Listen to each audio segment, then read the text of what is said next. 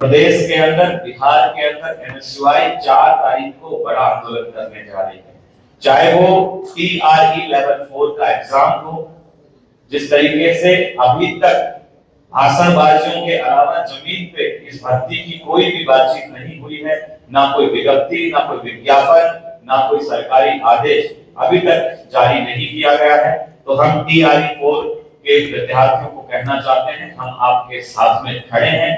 चाहे आपकी विज्ञप्ति जारी करवाना हो, चाहे रिजल्ट समय पे निकलवाना हो, चाहे भर्तियां निकलवाना हो, चाहे बेरोजगारों को रोजगार दिलाने का काम करना हो, चाहे पेपर लीक के खिलाफ लड़ना हो, 4 तारीख को हम लोग जो है पटना के अंदर बड़ा आंदोलन एनएसयूआई के नेतृत्व में करने जा रहे हैं। हमारे साथी सूरज और हमारे साथी जो जेल में बंद हैं शांतनु शेखर जी, उनके नेतृत्व में हम लोग पटना में करने जा रहे हैं। और इसका उद्देश्य यही है कि जो बिहार की बदहाल शिक्षा व्यवस्था है उसको बदला जाए, जो बिहार में पेपर लीक हो रहे हैं उनको रोका जाए, जिन छात्रों के ऊपर मुकदमे दर्ज किए गए हैं, जिनके साथ गुंडों, मवालियों, आतंकवादियों जैसा सुलूक किया गया है, उनको तुरंत प्रभाव से रिहा किया जाए, पेपर लीक रोका जाए। जो आज सरकारी संस्थाएं हैं उनका दुरुस्तीकरण भाजपा की सरकार ने किया है, उनको रोका जाए। और जिस तरीके से आज शिक्षा का निजीकरण बढ़ रहा है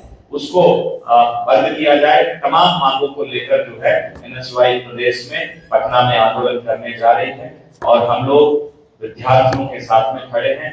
नेता प्रतिपक्ष राहुल गांधी जी ने भी आपको ये आश्वस्त किया है कि वो हर तरीके से आपकी लड़ाई को जो है, चाहे सड़क हो चाहे संसद हो, हर तरीके से लड़ने के लिए वो आपके साथ में है। और जिस तरीके से हमने देखा कि संसद के सत्र में नेता प्रतिपक्ष राहुल गांधी जी ने, कांग्रेस पार्टी के सांसदों ने, श्रीमती प्रियंका गांधी जी ने छात्रों के समर्थन में सरकार से तीखे सवाल पूछे और सरकार जिस तरीके से उन सवालों से भाग रही है, तो ये समझ में आ गया है कि अब इनकी सत्ता का सूरज डूबने वाला है। अब ये धर्म, जाति, संप्रदाय के नाम पर इस देश के नौजवानों को लड़ा नहीं सकते, उनको बरगला नहीं सकते।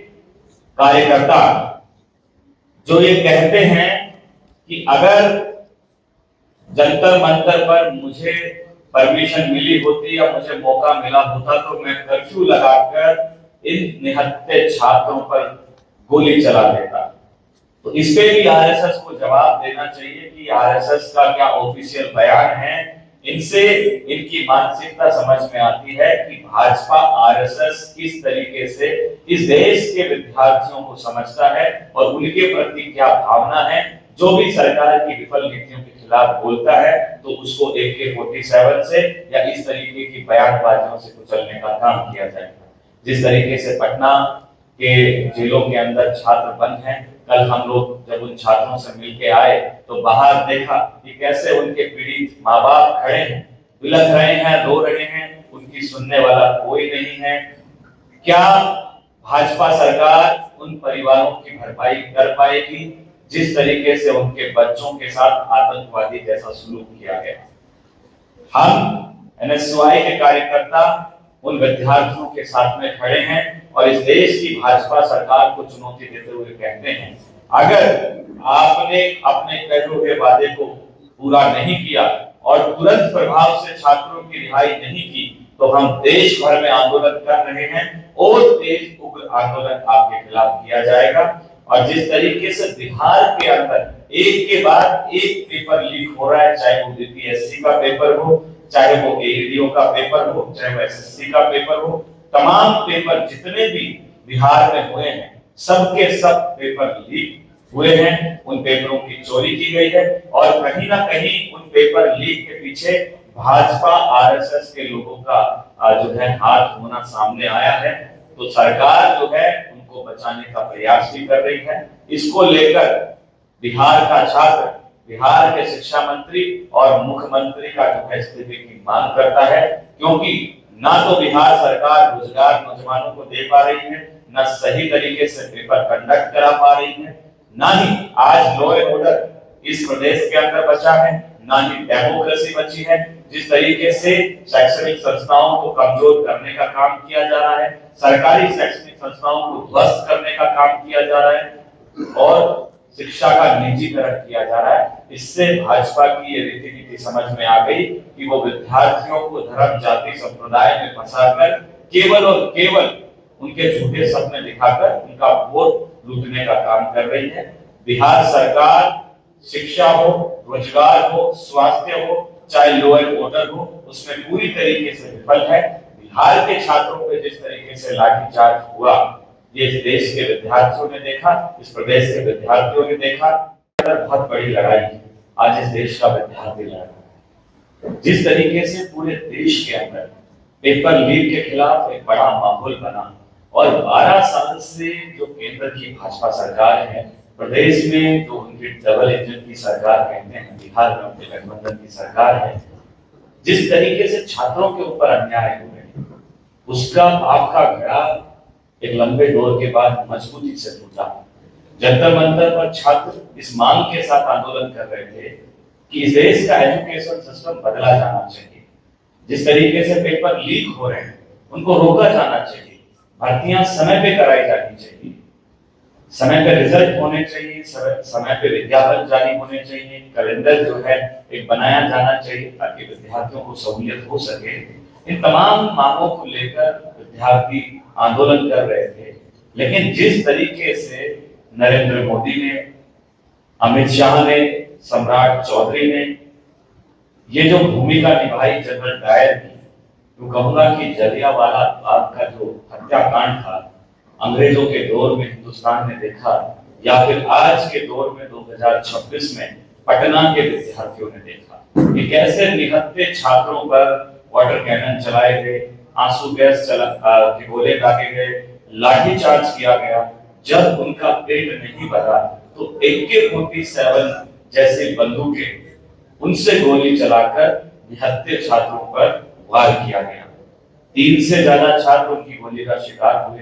कल मेदांता हॉस्पिटल में हम राहुल गांधी जी के निर्देश पर उन छात्रों से मिले और उनकी समस्याओं को, तकलीफ को जाना कि वो कैसे उस गोली का शिकार हुए। इंटेंसली उनको जो है मारा गया। नेता प्रतिपक्ष राहुल गांधी जी ने भी पीड़ित छात्रों से बातचीत की, फोन पे उनको सांत्वना दी कि हर संभव मदद हम आपके साथ में खड़े हैं, जो भी मदद हमसे होगी हम करेंगे। देखिए, शिवान में जिसके गर्दन से गोली निकली छूकर, वो जिंदा है हमारे बीच में और सही सलामत है। और जब उसके घर में घुसे, जब पता लगा कि उसके पिता बचपन में चले गए, माँ 1800 रुपए मेड का काम करती है और घर चलाती है। जो छात्र मेदांता में एडमिट था, जिसके गर्दन में गोली लगी, कंधे में गोली लगी, उसके माँ ने राहुल गांधी जी को उन्होंने पीड़ा बताई। एक छात्र जो अग्निवीर का एक सैनिक बनना चाहता है, उसके पैर में गोली लग गई। अब उसके भविष्य और उसकी जिंदगी का जो है क्या, सरकार उसके लिए क्या जवाबदेही तय कर रही है, इसको लेकर तमाम देश भर में छात्रों में बड़ा आक्रोश है। और छात्रों की यही मांग है कि जिन छात्रों की गोली लगी है, केंद्र की और बिहार की सरकार 50 लाख रुपए की मुआवजा राशि उन छात्रों को दे जिनका भविष्य आज उस गोलीकांड के कारण जो है खराब हो चुका है। जिस तरीके से जेपी नड्डा ने ये वादा किया था कि जब आंदोलन की समाप्ति हो गई, धर्मेंद्र प्रधान का इस्तीफा हो गया, उसके बाद हम लोग छात्रों के ऊपर कोई कानूनी कार्रवाई नहीं करेंगे, उनके ऊपर कोई FIR नहीं करेंगे, जेल में नहीं डालेंगे।